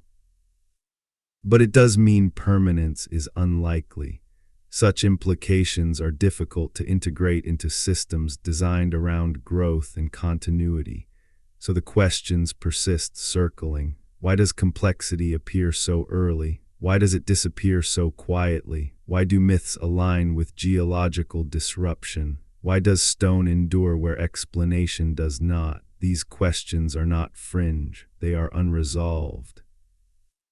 They remain unanswered not because they are unanswerable, but because answering them fully would require reframing too much at once. History suggests that paradigms do not shift through accumulation alone. They shift when existing frameworks can no longer contain anomaly, when the cost of ignoring pattern exceeds the cost of revising belief. Whether humanity is approaching such a threshold remains uncertain. The evidence accumulates slowly, resistance persists, and between them lies tension. This tension is not new. Earlier civilizations may have encountered similar moments, aware of patterns but unable to integrate them without destabilizing identity. They may have chosen simplification over synthesis, compression over confrontation. The result was survival with diminished memory. If this pattern repeats, then the quiet scholars at the margins are not radicals. They are inheritors. They ask not for belief, but for permission to doubt comfortably. To sit with uncertainty without resolving it prematurely. They understand that some truths cannot be recovered fully, only approached asymptotically. That humility may be the most durable knowledge of all. This brings us back to implication. There comes a point where evidence matters less than what it suggests, not because facts lose value, but because their consequences extend beyond verification. To consider that civilizations may have risen and fallen repeatedly is to alter one's relationship with the present. Modernity becomes provisional, progress becomes fragile, identity becomes contingent. The present moment feels less like a destination and more like a crossing. This reframing does not deny achievement, it contextualizes it. Advancement stops being proof of permanence. Innovation stops being protection. Instead, both become responses to stability, temporary alignments rather than guarantees. What unsettles is not collapse itself, it is the loss of narrative comfort. The belief that history culminates here provides psychological shelter. It reassures by suggesting that knowledge once gained is never truly lost, yet history offers countless counterexamples. Knowledge is lost not because it is useless, but because it requires continuity, and continuity is rare. The realization that civilizations may have forgotten before does not demand despair. It demands attention to fragility, to interdependence, to the difference between resilience and efficiency. Modern civilization excels at efficiency. Centralized systems, optimized networks, specialized expertise, remarkable under stable conditions, brittle under disruption. This brittleness is not obvious from within. A system rarely recognizes its own assumptions as assumptions. They feel like reality. Only later, after collapse, do they appear as choices that might have been made differently. If earlier societies believed themselves secure, their confidence likely felt justified. They had explanations for disaster that reassured rather than unsettled. They believed the worst was behind them. The realization that such confidence may have preceded collapse does not accuse. It invites humility. Humility toward pattern, humility toward scale, humility toward the limits of control.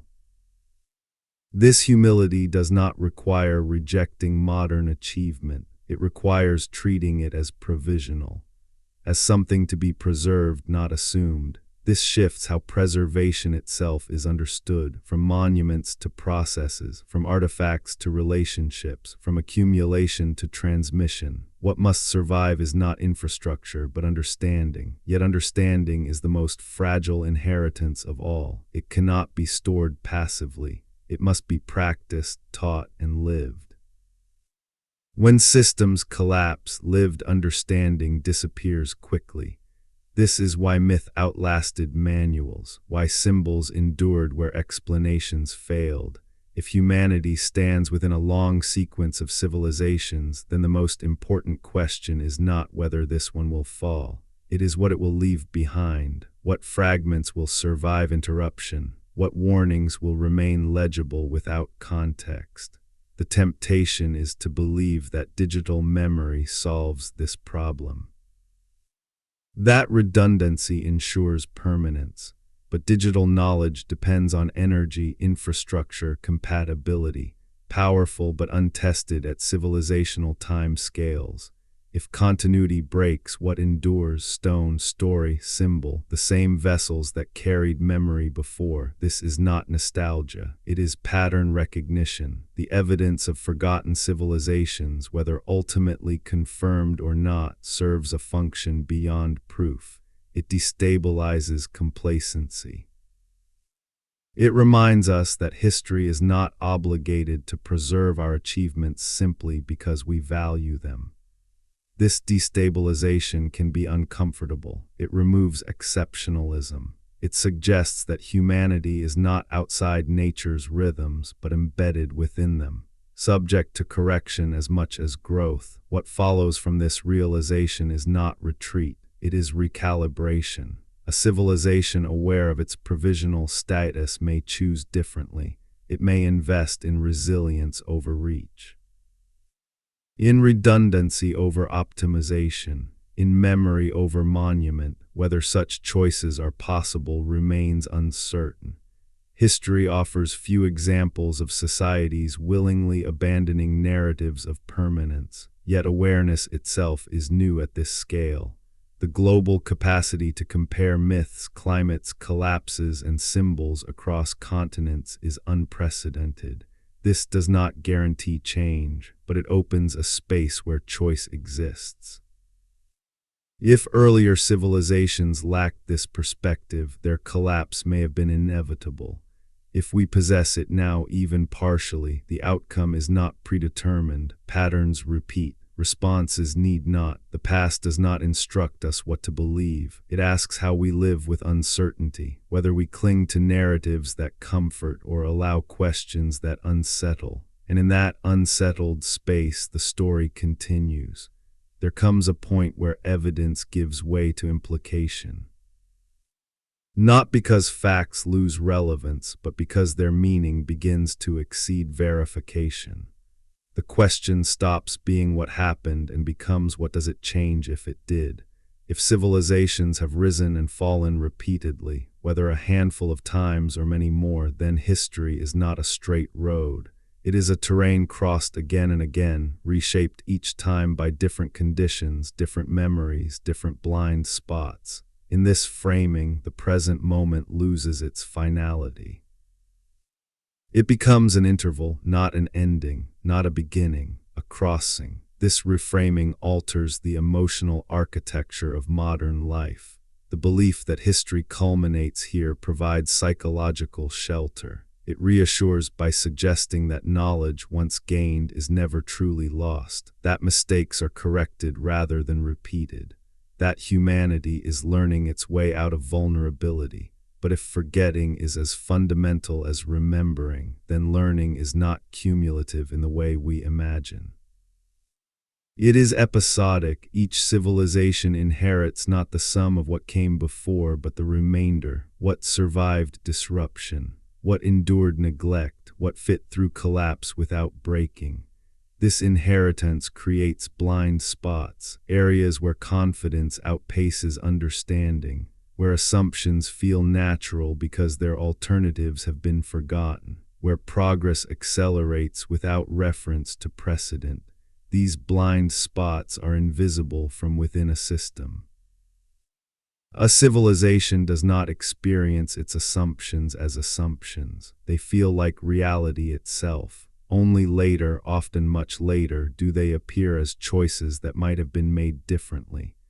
If earlier societies believed themselves secure, their confidence likely felt justified. They had mastered their environment. They had systems of meaning. They had explanations for disaster that reassured rather than unsettled. They too may have believed the worst was behind them. The realization that such confidence may have preceded collapse does not demand fear. It demands attention, attention to fragility, attention to interdependence, attention to the difference between resilience and efficiency. Resilience preserves options, efficiency narrows them. Modern civilization excels at efficiency. Knowledge is centralized, systems are optimized, redundancy is minimized. This produces extraordinary capability under stable conditions. It also produces vulnerability when stability fails. If collapse comes not from ignorance but from overconfidence, then the lesson of forgotten civilizations is not technological. It is psychological. It concerns humility toward pattern, the willingness to treat the present as temporary, even while improving it. This humility does not require rejecting achievement. It requires contextualizing it. Recognizing that tools amplify intention, but do not alter the underlying rhythms of human behavior. Complexity increases reach. It also increases dependence. The more interconnected a system becomes, the more it relies on uninterrupted continuity. When continuity breaks, failure propagates faster than recovery. This dynamic may explain why earlier civilizations encoded warnings not about weakness, but about excess, not about ignorance, but about hubris, not about scarcity, but imbalance. These warnings were not moralistic, they were practical. They reflected an understanding that systems fail not when they are too simple, but when they are too confident. If the past is layered with collapsed civilizations, then survival may depend less on dominance than on adaptability. on decentralization rather than consolidation, on redundancy rather than optimization, on memory rather than monument. This perspective changes what preservation means. Preservation is not the storage of objects. It is the transmission of understanding, and understanding is fragile. It cannot be archived passively. It must be practiced, taught, embedded in daily life. When systems collapse, lived understanding disappears quickly. This is why myths endured where manuals did not, why symbols traveled where explanations failed, why stories outlasted institutions. They were inefficient but resilient. They could survive misunderstanding. They could tolerate distortion. They could wait.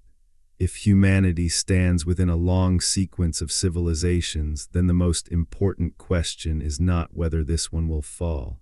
It is what it will leave behind, what fragments will survive interruption, what warnings will remain legible without context. What aspects of our world will endure when power fails, when infrastructure collapses, when explanation becomes too costly to maintain? The temptation is to believe that digital memory solves this problem, that redundancy across networks ensures permanence. But digital knowledge depends on energy, on compatibility, on maintenance, on systems that assume continuity, powerful but brittle. Its endurance at civilizational timescales is untested. If continuity breaks, what remains? Stone, story, symbol, practice. The same vessels that carried memory before. This is not nostalgia, it is pattern recognition. If earlier civilizations were erased not by malice but by entropy, then the challenge is not to prevent collapse entirely, but to shape what survives it. This reframing does not lead to despair. It leads to responsibility. Responsibility to preserve not just data but meaning, not just artifacts but relationships, not just systems but wisdom that can travel lightly. What would it mean to live as though this civilization is not the last, not in resignation, but in stewardship? To build with the expectation of interruption, to teach with the assumption of forgetting, to encode knowledge redundantly across media, across cultures, across forms of life, to value slowness where speed creates fragility, to privilege continuity over expansion. These are not romantic ideas, they are practical responses to pattern. History suggests that awareness alone is insufficient. Many societies recognized their own decline yet could not stop it. Recognition may arrive too late or be neutralized by incentives that reward short-term gain. Still, there is a difference between ignorance and awareness. A civilization that understands itself as provisional may choose differently at the margins. It may slow where it would otherwise accelerate. It may preserve where it would otherwise optimize. It may remember where it would otherwise forget. Whether such choices alter the larger trajectory remains uncertain. But uncertainty is not the same as futility. If earlier civilizations lacked the capacity to see themselves in deep time, their collapse may have been unavoidable. We possess that capacity now. For the first time, humanity can compare myths across continents, align them with climate records, read stone alongside story, and see pattern rather than isolated event. This does not grant control, it grants perspective. Perspective does not guarantee survival, but it changes the terms under which survival is attempted. If collapse is part of a larger rhythm, then the question is not how to escape it, but how to move through it without erasing everything each time. How to leave something that can be recognized not as miracle or myth, but as warning. The danger is not repetition, it is unconscious repetition. When societies do not recognize patterns, they reenact them. When they recognize patterns but deny them, they accelerate them. The narrow window lies between recognition and action. This window does not remain open indefinitely. Civilizations tend to drift toward certainty.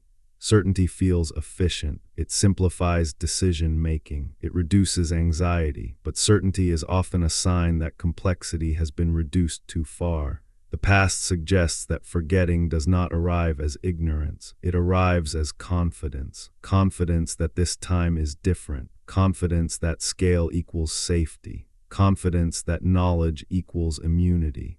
These beliefs feel reasonable until they are tested. And testing rarely announces itself politely. The future does not accuse the past, it inherits it. If this civilization becomes one layer among many, its legacy will not be judged by how advanced it was, but by what it allowed to survive its interruption. Whether it left behind only monuments or also understanding. Whether it encoded not just achievement, but humility. Whether it recognized that progress without memory is repetition waiting to happen.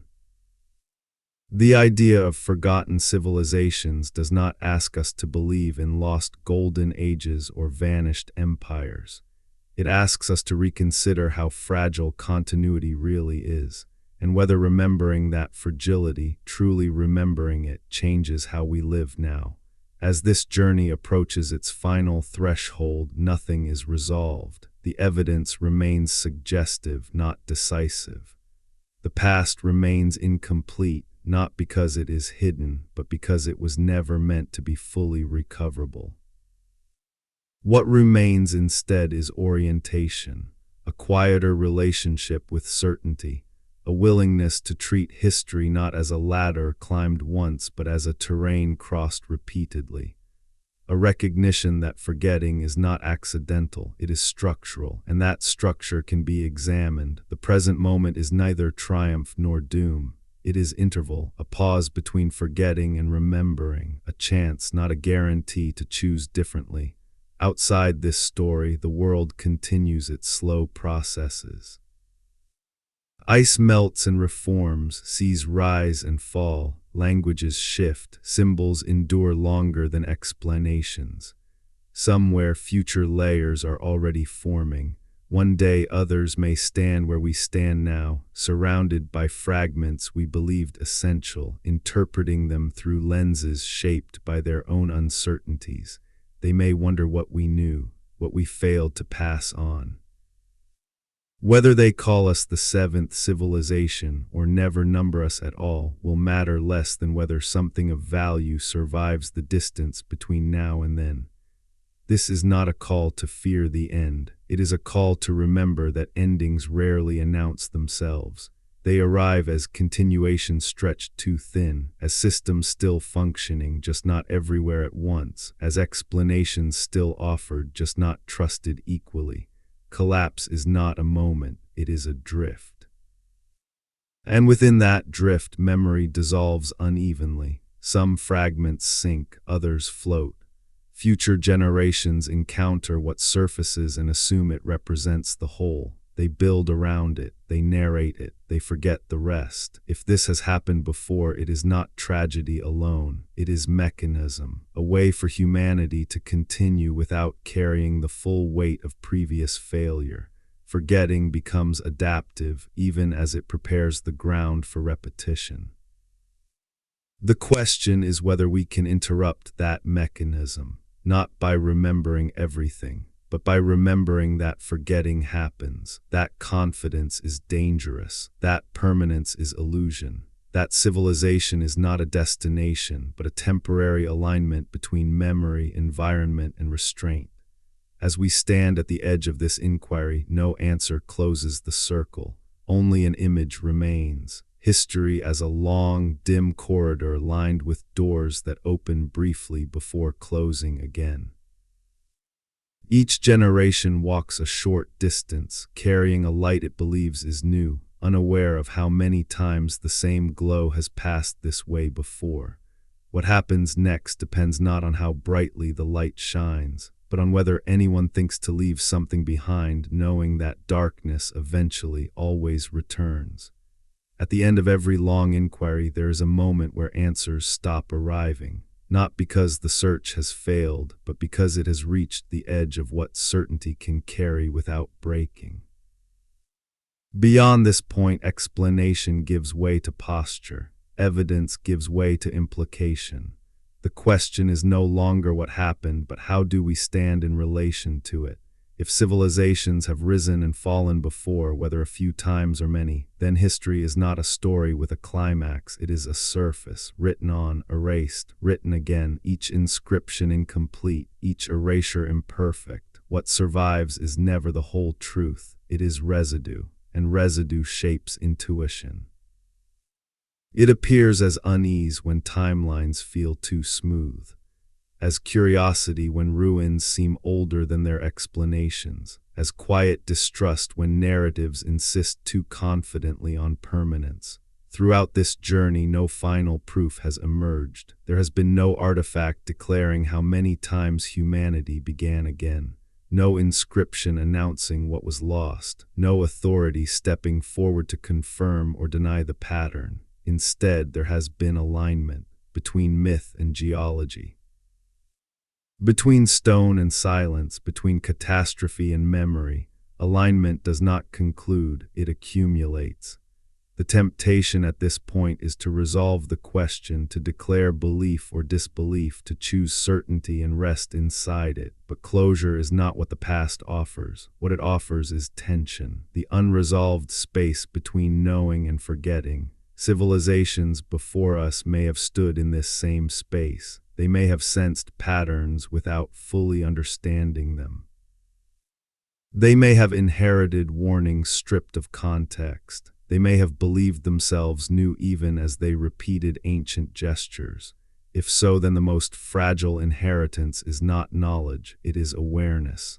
Awareness that what feels unprecedented may be familiar, that what feels permanent may be temporary, that forgetting does not arrive as loss but as confidence. The end of a civilization rarely feels like an ending. It feels like continuation stretched too thin. Systems still function, just not everywhere at once. Explanations still exist, just not equally trusted. Institutions persist, just without coherence. Collapse is not a moment, it is a drift, and in that drift, memory dissolves unevenly. Some fragments sink, others float. Future generations encounter what surfaces and assume it represents the whole. They build around it, they narrate it, they forget the rest. If this has happened before, then it is not tragedy alone, it is mechanism. A way for humanity to continue without carrying the full weight of previous failure. Forgetting becomes adaptive even as it prepares the ground for repetition. This realization does not demand despair, it invites restraint, a gentler posture towards certainty, a quieter relationship with progress, a willingness to hold achievement without worshiping it, to live as though this civilization is not the last, but one among many, is not resignation, it is responsibility. It means building not just for expansion, but for interruption. Teaching not just for mastery, but for transmission, preserving not just data, but understanding that can survive distortion. It means remembering that efficiency creates fragility, and that resilience often looks inefficient until it is needed. It means valuing redundancy, slowness, and humility, qualities rarely rewarded by systems that assume continuity. The past does not accuse us, it waits. And waiting is its most consistent behavior. Outside this narration, the world continues its quiet processes. Ice melts and reforms, seas rise and fall, languages shift, symbols endure longer than explanations ever could. Somewhere layers are already forming, layers that will one day be interpreted without context by minds shaped by conditions we cannot imagine.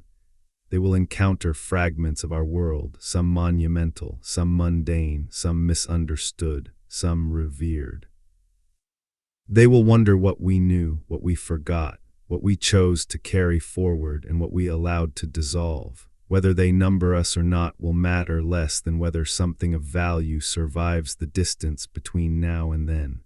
History is not obligated to preserve our achievements simply because we value them.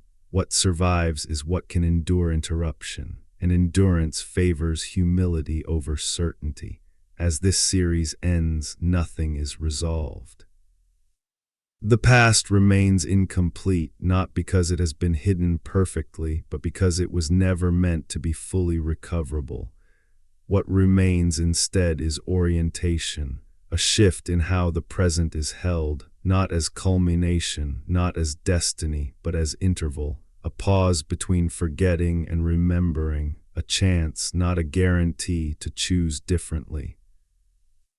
And if this exploration has resonated with you, if something in these quiet tensions has made you want to stay a little longer, then this may be a good moment to gently support this work. You can do that by subscribing so these conversations can continue unfolding slowly without rushing toward answers that don't yet deserve to exist. Before you go, I'd also like to ask something simple.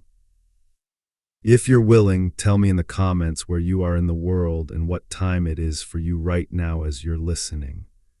I'm always curious about the small points of light drifting together through the night, all pausing in different moments of the same long question. And finally, if you've stayed until the end, if you've listened carefully, if you felt even a trace of the unease and recognition that lives between these ideas, then please subscribe. Not because this series has answers, but because the questions are worth returning to, and because remembering together, even imperfectly, may be the only way the light lasts a little longer before it moves on again.